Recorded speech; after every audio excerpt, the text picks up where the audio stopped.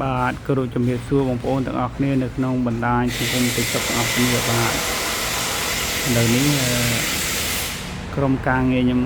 ដូចជាកូនជាងខ្ញុំកំពុងតែដោះធ្វើនៅឡានកាមេរី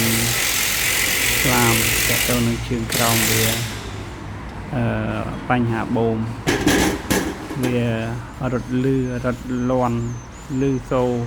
មានបញ្ហាដូចជាចាក់ស្ដាយនេះក៏ស៊ូសោបូមអីវាលហែកអស់ហើយអាហ្នឹងវាបណ្ដាឲ្យយើងប្រើយូរទៅបូមយើងល្អដោយតែវាតទៅនឹងដីទលីដីឬក៏ដីចូលធ្វើឲ្យសៃខូចបដូរបូមបងប្អូនអាហ្នឹងវាសំខាន់ណាស់អញ្ចឹង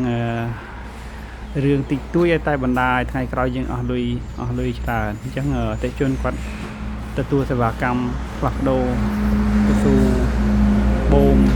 ឡើងវិញដើម្បីថែតាបូមគាត់ឡើងវិញយ៉ាងទៀត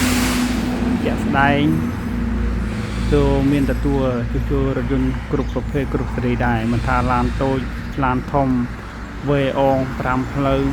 អាអិចអាបុលករណីដូចអាជោគនេះមួយវាតទៅនឹងប្រព័ន្ធភ្លើងអញ្ចឹងបងប្អូនកុំបារម្ភកុំភ័យខ្លាចគ្មានជាងធ្វើទីតាំងយើងខ្ញុំនៅលើផ្លូវជាតិលេខ51នៅគីឡូលេខ24បងប្អូនអាចចាក់តងបានអញ្ចឹងខ្ញុំមាន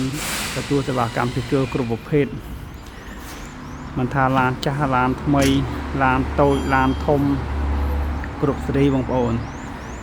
ជាក់ស្ដែងឥឡូវកូនចៅខ្ញុំកំពុងតែជួសជុលធ្វើបងប្អូនបាទអញ្ចឹងកុំភ្លេចជួយគាំទ្របងប្អូននៅគម្រោងនេះគម្រោងផ្លូវជាតិលេខ51ណាអញ្ចឹងខ្ញុំនឹងដាក់លេខ Telegram ឲ្យបងប្អូនតាក់ទងបានចឹងបងប្អូនអាចតាក់ទងបានសូមអរគុណបងប្អូនដែលជួយគាំទ្រកន្លងមក